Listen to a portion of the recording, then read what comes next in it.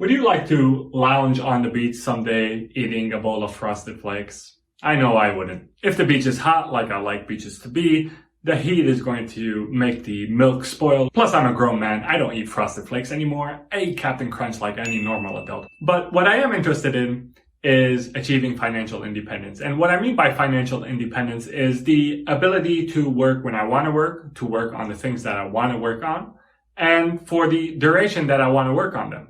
Now, to achieve financial independence, true financial independence means that you have enough in savings that you can live off of the wealth that your savings and investments generate for you. So in this video, we're going to talk about how much you need to save in order to achieve this point, wherein the investments that you've made are generating enough wealth for you to cover your expenses and not have to work another day in your life. Now, if achieving financial independence interests you, like it interests me, then this video is for you, and let's get started.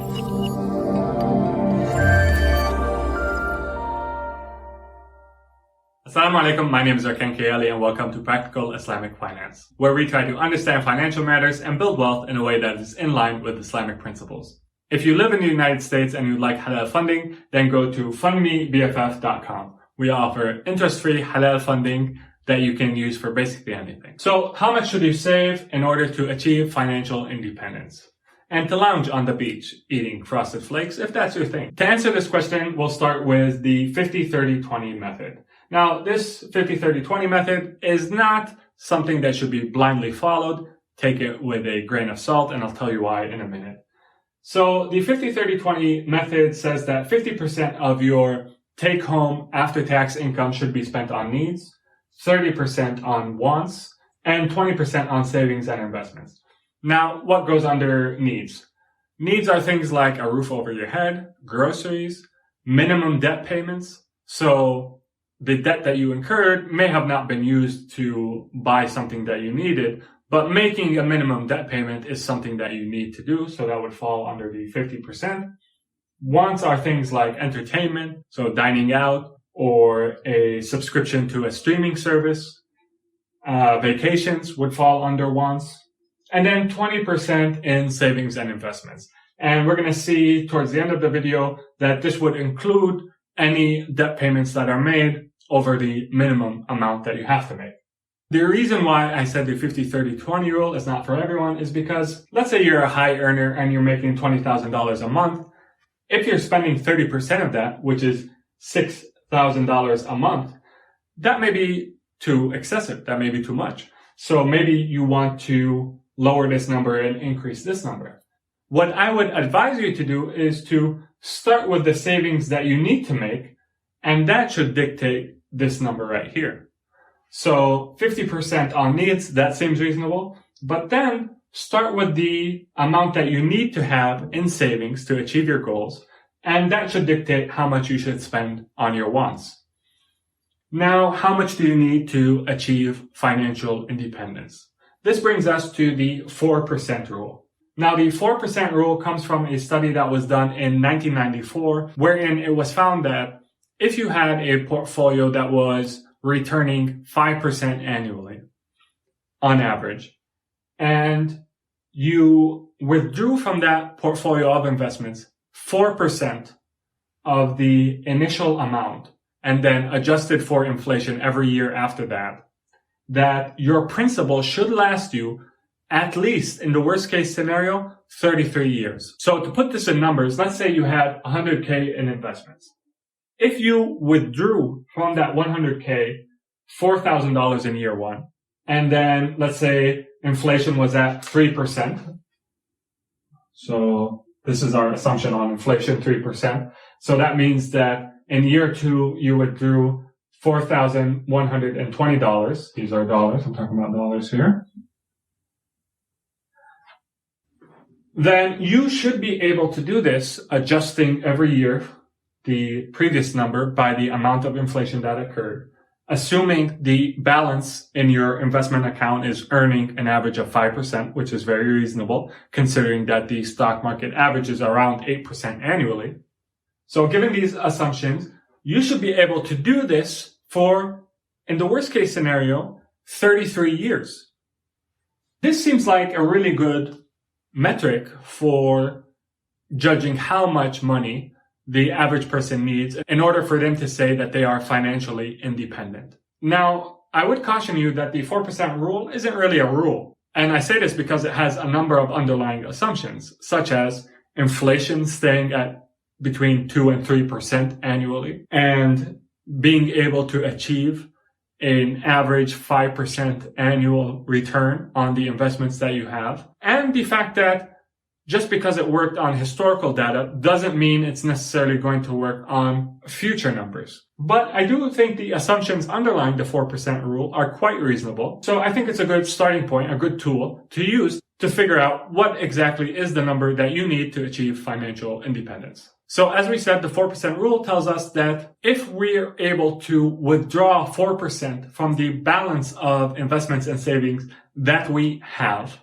which is earning us 5% annually, in an environment where inflation is between 2 and 3%. If we're able to withdraw 4% of that balance and cover our annual expenses in the first year in which we are financially independent, then we should be able to do this for at least 30 years into the future. So this means that the amount of savings and investments that we need to accumulate is 25 times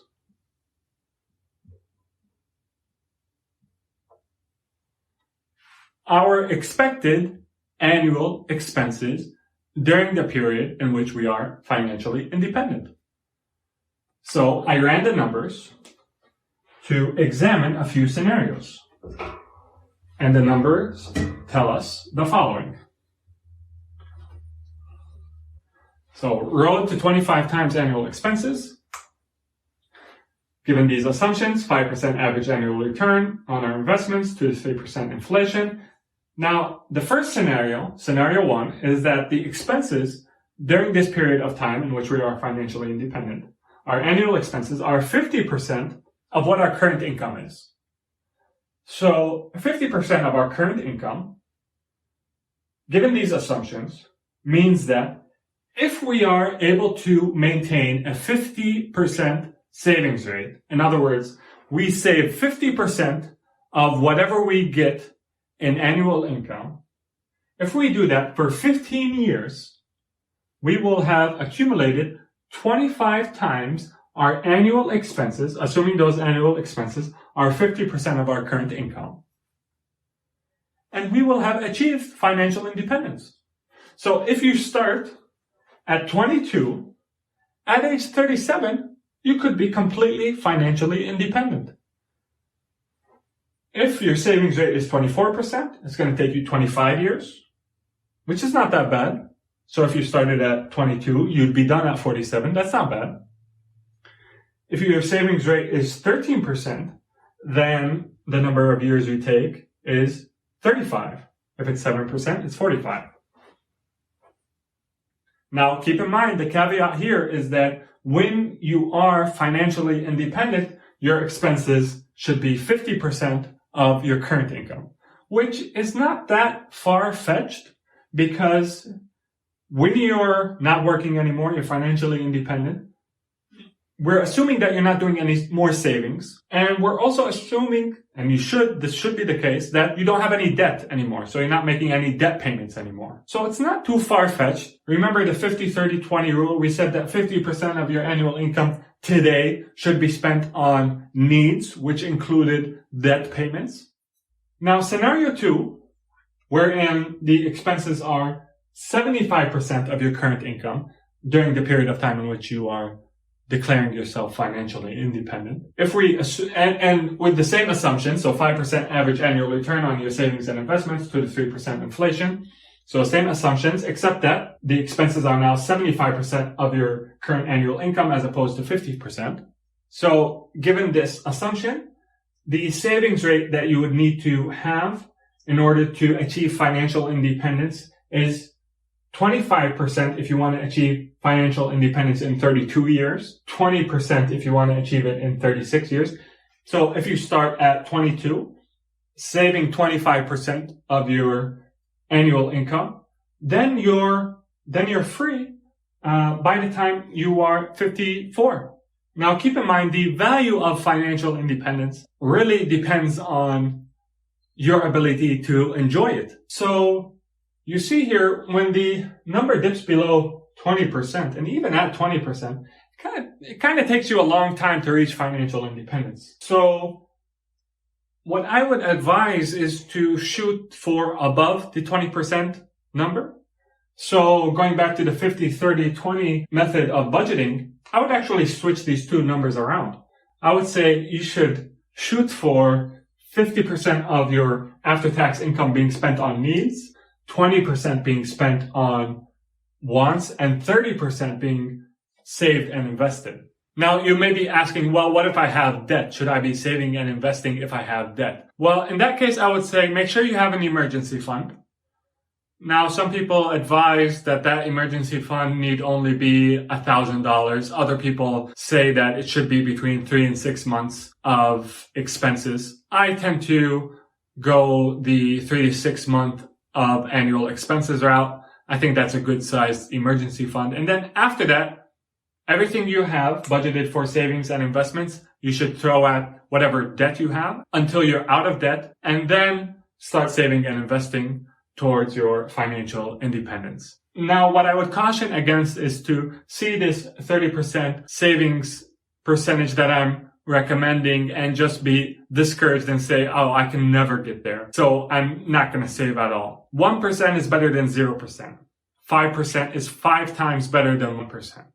If you work at an employer that offers to match your contributions to your retirement account, and let's say they're matching up to 5%, if you contribute 5% of your income and they match you 5%, you're already at 10%. So you've taken a long stride towards your goal. So don't get discouraged. Remember that increasing your savings can be done in one of two ways. You can either cut back your expenses or you can increase your income. In today's world, it has never been easier to get a side hustle and increase your income that way. And you should be investing in that, not just to increase your income, but also as a safety net. God forbid you lose your job, having a side hustle is really beneficial. In addition to all this, just because you don't have to work once you've achieved financial independence doesn't mean you're not going to want to. So having a side hustle, having something that you can do that can keep you busy, that can keep you entertained, is something that will increase the amount of happiness and fulfillment and enjoyment you get from the period of your financial independence. So definitely invest in yourself, invest in your education to increase your income, and invest in finding something for yourself that you can do by your own, a side hustle that can help you increase your income. I think those are good ideas for you to entertain at least. And who knows, maybe if you do this, we'll bump into each other someday, lounging on the beach. You'll be eating your favorite cereal. I'll be eating Captain Crunch, and we'll reminisce on this video. If you like this video, make sure you leave a like, subscribe if you'd like to be notified when new content is uploaded. Remember, I'm not your financial advisor. Consider this video food for thought. And until next time, take care of yourself. Assalamu alaikum and peace be upon you all.